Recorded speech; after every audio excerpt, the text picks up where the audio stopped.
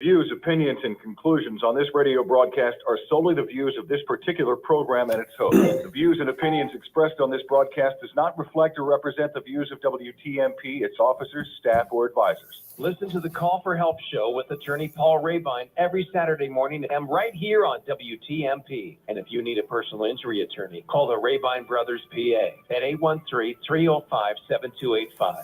813-305-7285. Good morning. Welcome to the Call for Help show. I'm your host, attorney Paul Rebein. With me in the studio today are my co-hosts, Pastor Brenda Fruster, Robin Lockett, and Malcolm in the middle. We had some technical difficulties last week. We apologize. We're going to test it out now and see if everyone can hear all of the hosts. How you doing, Pastor Brenda? Hey, I am doing well. I'm a little exhausted from doing a whole lot of stuff, but I'm telling you, it's my birthday. I am here. Is it birthday? I'm doing well. Pray the same for you guys as well. Happy birthday, happy birthday. So is it your birthday, or is it happy birthday every day? No, it's her birthday. It's your birthday for me every day. You know, Malcolm in the middle. Okay. Only on this show when we have to ask, is it your birthday funny. Or is it your birthday? I love it. So this is Pastor Fruster's born day. Is it your born day or just your born day? Birthday is actually January. Okay, I love it now. I'm loving it. Yeah, January. This is getting beautiful. But just like, you know, you gotta side with your brother. You get. I love it. You gotta come along with him. You know he gonna say it's your birthday. Happy birthday. Well, happy birthday to everyone out there listening. Give us a call, 813-247-8712. Last week, I guess we had some technical difficulties, so people only heard part of this conversation. But at the end, we all made a pact and a pledge to follow the Dr. Sebi diet. And okay. I'm looking at Robin, and she's about to say. Just the look Robin's giving, like, hey, you guys were following Dr. Sebi. No, it was my full intent. It was my full intent to do so, but mental issues last week. I couldn't wrap my mind around it. So I was gonna go on the text because we have a group text and tell you, but I own up to it. Okay. Well, see, I was a coward. That's my girl Robin. I like that because you already knew I was gonna have some challenges. I told you if you reneged what was the price. But I'm telling you, I did try. I pushed, and I mean, the meat that I ate was seafood.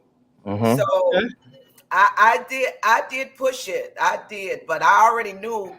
It's like Robin said, I had to wrap my head around it. When I'm going on a fast, I have to wrap my head around. This is the fast I'm going to be on, and this how many days, and so it's a mind over matter for me, but. It's all good.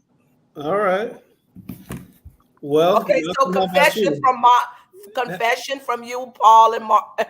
Yes, let's get Paul. Okay, Paul. Go ahead. I did it. No, you didn't. You did for real. Oh, he did. He did. We checked. Oh, you did. So tell us your experience. I did it up until dinner last night. Okay. Mm-hmm. But I did it from Monday morning up to dinner last night. I did it. So what did you do? I just ate fruits and vegetables, nothing processed. Oh, yeah. I could have done that. So just salads. Yeah, Paul gave me a perfect one. One, he said, man, he did some sauteed some spinach. And then I was like, man, some spinach, some raisins, throw in a little bit, just almost like a salad. But I was like, that's cool. But I have to confess,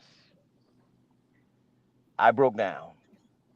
Oh, you didn't tell me. You broke down. Well, now, because I wouldn't want to lie to my family like this. I want to keep it 100. But here's the deal: I fasted for 2 days, and that got me in trouble. I fasted for 2 days and got up and tried to go to the gym. And when I left the gym, Paul, I mean, on everything, guys, I almost fainted. I almost fell off the motorcycle. I was so weak. I came in, and what I ate was, those tuna packs. I opened up the tuna packs, and I gobbled down 2 packs of those tunas. I did. And, dude, I'm telling you, I should not have been fasting. I was trying to take it to the next level, and I went too far. And I was very dizzy, weak, and I had to have water. Wasn't going to do it. I needed something immediately, and I shoved down 2 tuna packs down my throat real fast. So I did. When was this? Shows were all that was human, though. Thursday, yesterday. That's a good thing right there to show, even for the people that are listening and watching, we're not superheroes. No. And we're not ones that don't make mistakes, and we're not one that say, I'm Miss Perfect. Right. But it's good that each one of us had a different take on it and a different move.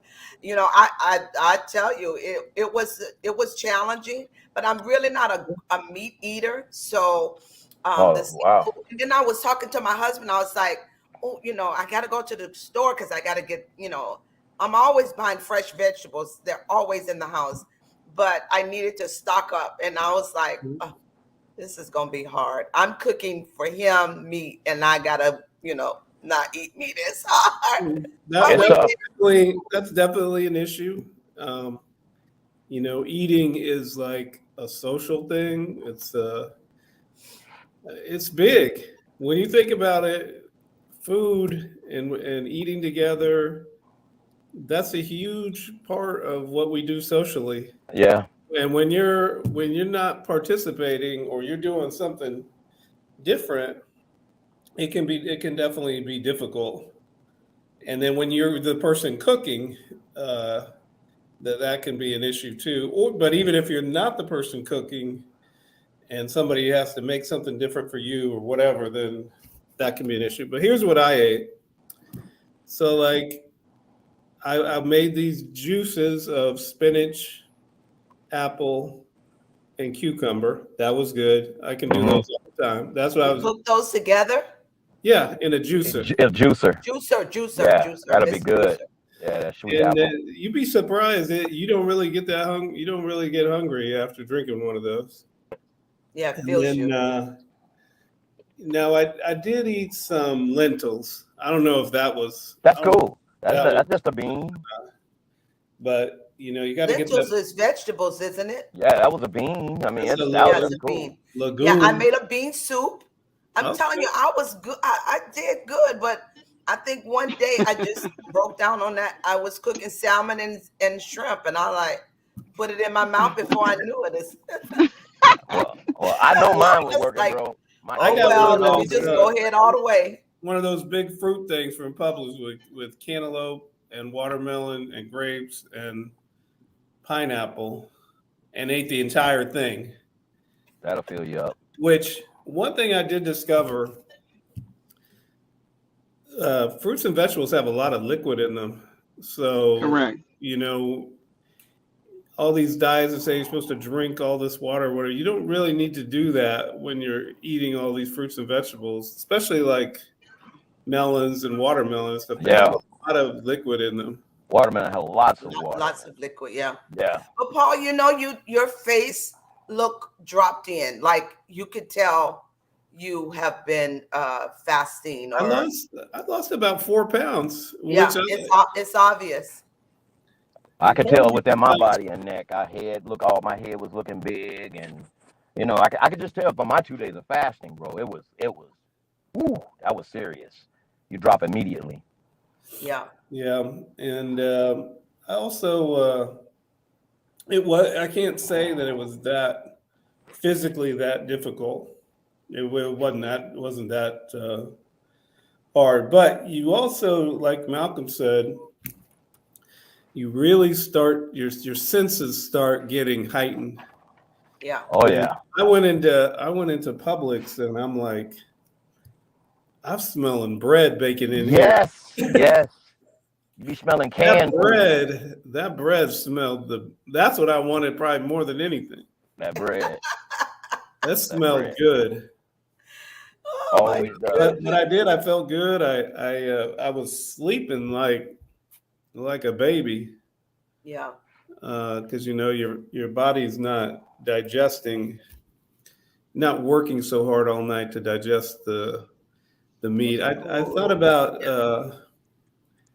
I don't know if I could, how long I could do it. I thought about continuing on.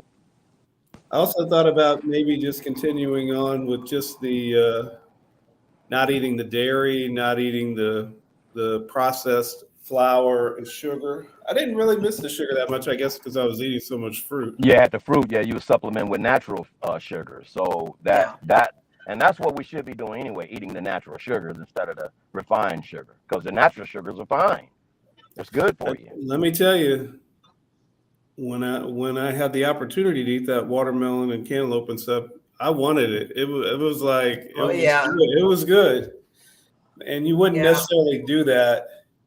You wouldn't want it crave it the same way if you could have a donut, you could have right, or the watermelon. Right.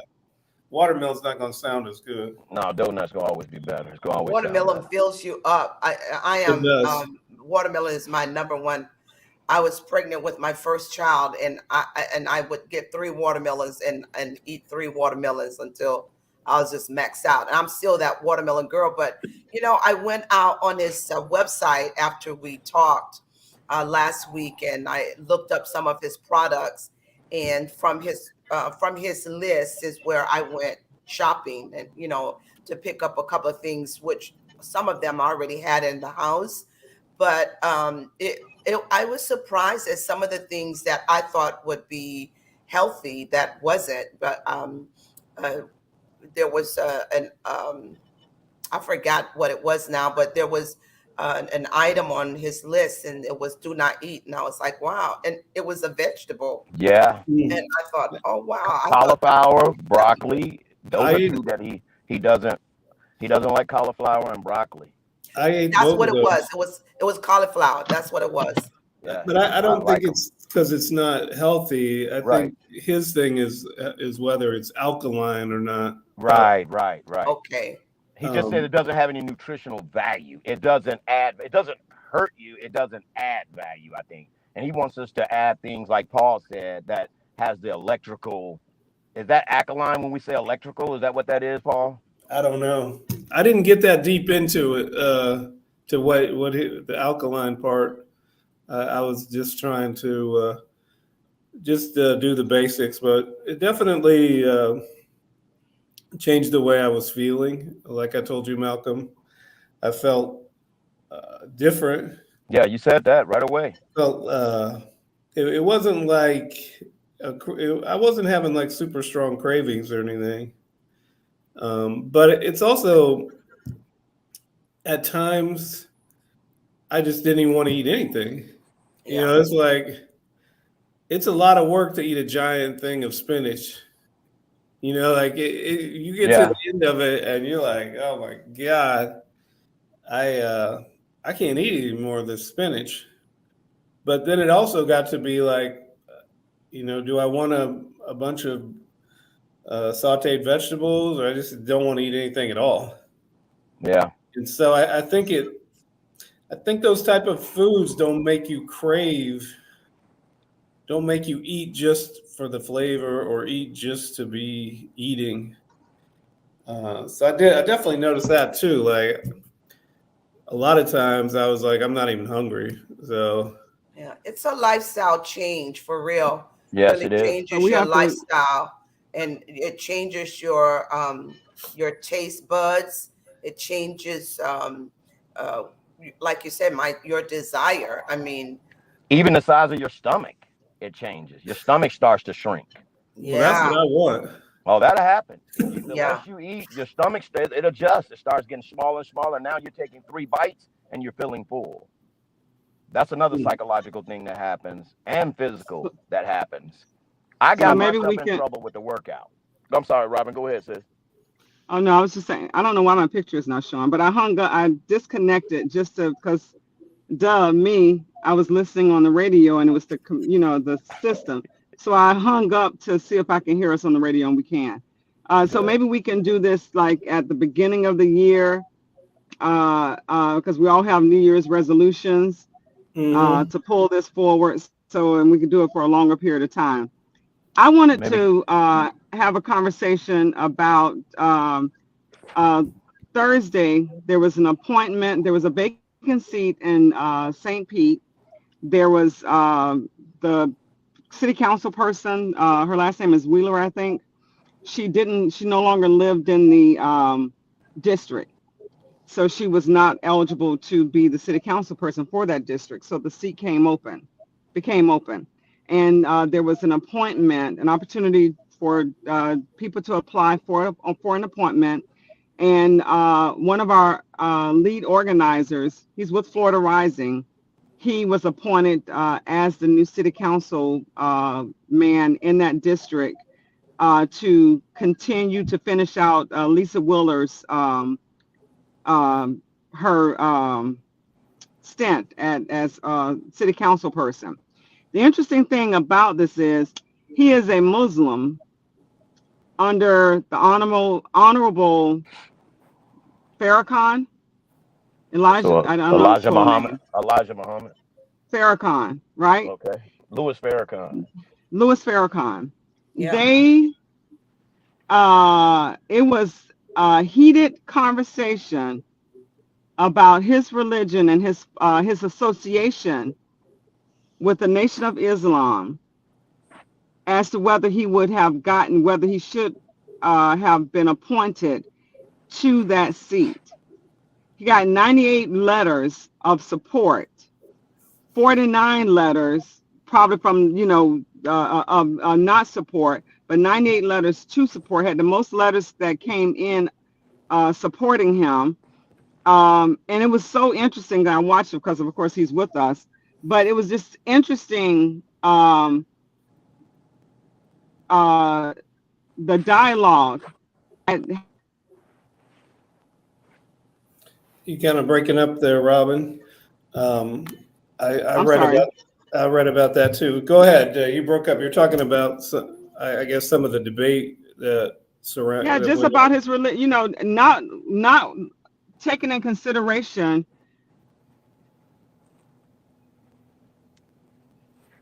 Yeah, we're losing you again there, Yeah, Robin. yeah, I can't hear Robin either. I think from what I read, some of the concerns were, anytime anyone's associated with Farrakhan, there's been there's always discussion about anti-Semitism, statements against Jewish people or whatever. And so if you're associated with him, he's had that controversy around him. And I think that's what came up too, which interestingly this week, I don't know if you guys have been following Kanye West tweets and everything.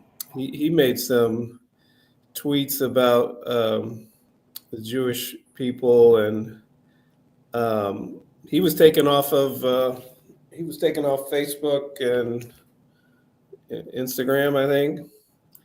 So we have to understand with Kanye West, on a very serious note, very serious, Kanye West has a mental challenge.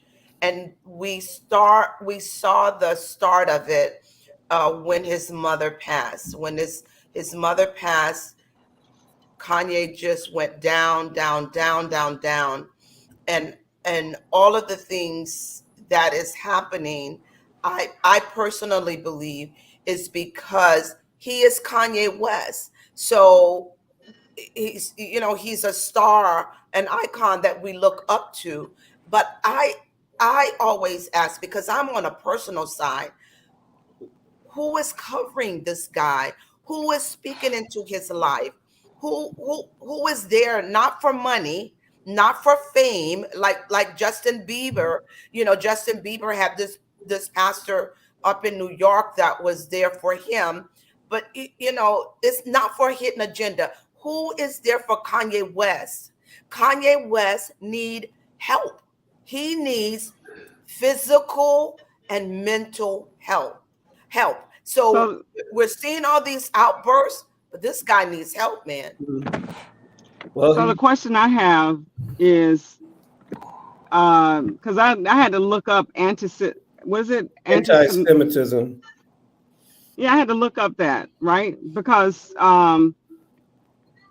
if you say anything derogatory against Jews, that you're anti-Semitic. Anti-Semitism. Anything. If you have an opinion about Jews, is that anti-Semitic? Even if it's true. Well, even if it's true, I was really trying to wrap my brain around this. And it's like racism. Anytime you have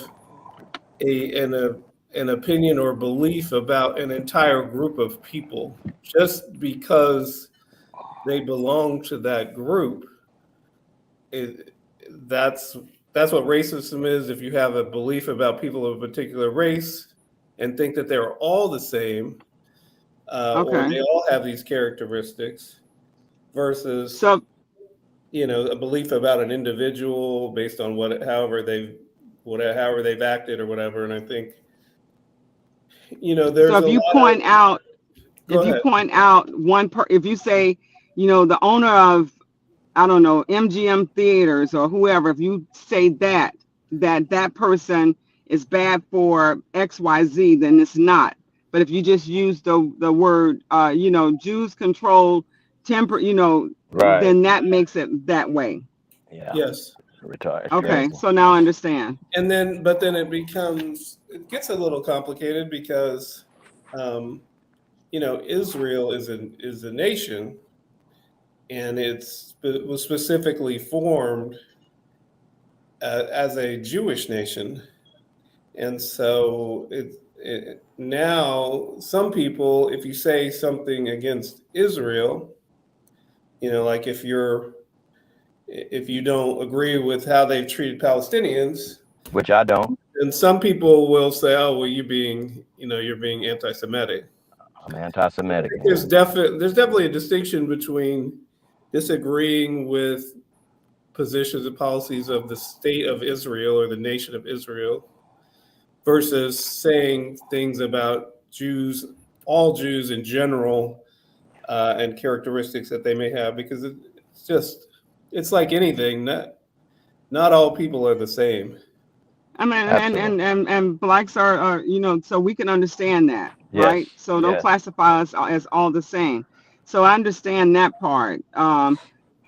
So everything that was said was about Farrakhan. Had nothing to do. They had no verbiage of anything against Brother John. So everything was related to his association, and I'm so glad that he stood firm.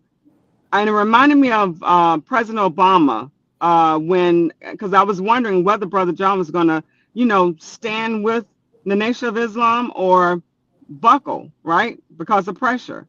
And he stood firm with his religion. He stood firm with the nation because he also identified the man that you like, that you respect, is because of the Nation of Islam. And I was happy that. I don't know that much about. I don't know that much about the Nation of Islam or what they teach now. Oh, those are the most disciplined. Oh God, Muslim. I guess there's different variations, but one thing I admire about them, whereas Farrakhan or the Muslim group that Jarvis Nas Madir, whatever discipline. Yes. Those guys, everybody is so disciplined and in order. Right. Discipline and in order. And I love that about them. And they, so yeah, it was just interesting. It was interesting. How did it turn out? He got appointed. And not looking at all the work that he's done in the community, not looking at the demeanor that he presented, not looking at any of that, because of his association with Farrakhan, or he probably haven't met Farrakhan, but you know what I'm saying? But because of that association, they did not think that he was worthy. And I had to call him and ask him. I said, do they have are they even in the Black community? Because you're representing the Black community. So are they in the Black? So he said he think that they did have a mosque there. But he said, look, he's just as humble and easygoing a person that you'll ever want to meet. We'll have to have him on the show. Yeah. Be on the show. Yeah, that would be good. It's an interesting topic. Kanye or Ye, whatever he's being called right now, I do think took it to a different level. And I'm not sure what's going on with him or why he's going down this path. You know what he's doing, Paul? He's speaking more on the Jewish hold on the music industry. On the music end. I heard that last week. And the Hollywood scene. Yeah. And he's just being open to what it is. It's just that everybody's gonna act like, oh no, you can't say it. But he's just talking about what's really going on. He's living in that moment, so he knows. Yeah. And now when he speaks out, it's everybody, oh, I can't believe you're saying that. But they do 100%. have this stronghold on the industry. They do control it all. They do tell you who's going to be famous, who's not going to be famous, who we're going to back, who's going to play on the radio. I mean, that's just what it is. He's exposing what has been said by many that were shut up, either killed or taken off the scene for many years. So, well, he's obviously been pretty successful. I don't know if he's being controlled or not, but they're going to come after him now. Let's see how he lasts in the next year or so. I mean, we'll see how this turns out because now he's really going hard. He's coming really hard now. Definitely an interesting person. Some of the things he said and done over the past few years, you got to. And can I say something quickly? Let's not automatically think that when a person steps out, that because it's out of the normal, right, that something's wrong with them. Let's not automatically think that, right? And I know that he hasn't grieved his mom, and that's the assumption. But he may just be coming into his bravery of speaking what his truth is. Who knows? People. Orlando Brown. There's a lot of people who stepped out and talk about this subject, but they're hushed up really quickly.